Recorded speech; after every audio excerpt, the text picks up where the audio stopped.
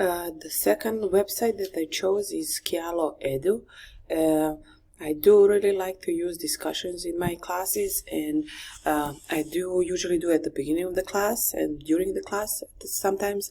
But what I have seen that the students, some of them are shy and do not like to participate. So this website was a great finding for me because I'm able to make the discussion. So if when you go to the website on Kialo Edu, you can sign up, and then this is your profile, how it looks like. So if I want to make a discussion for my class, for example for my business essentials, you can choose if you want to do single or multiple theses.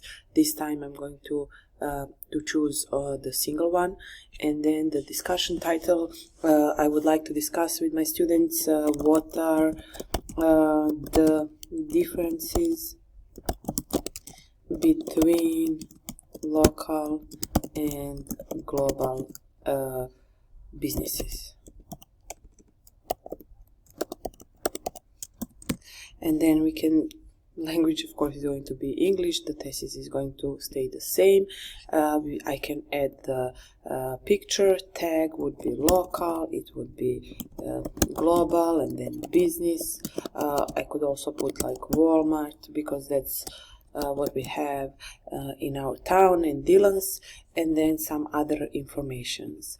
Now there are some other options: show authors above the claim, enable voting. I would like to do this because I do like my students to participate with each other and to comment and communicate among each other.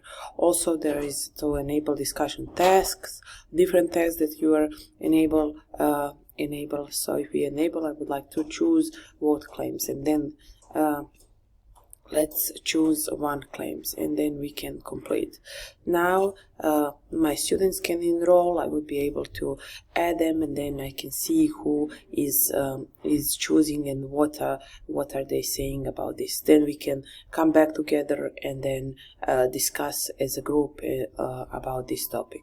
It is very interesting for my other business classes that I teach, business essentials and sports marketing.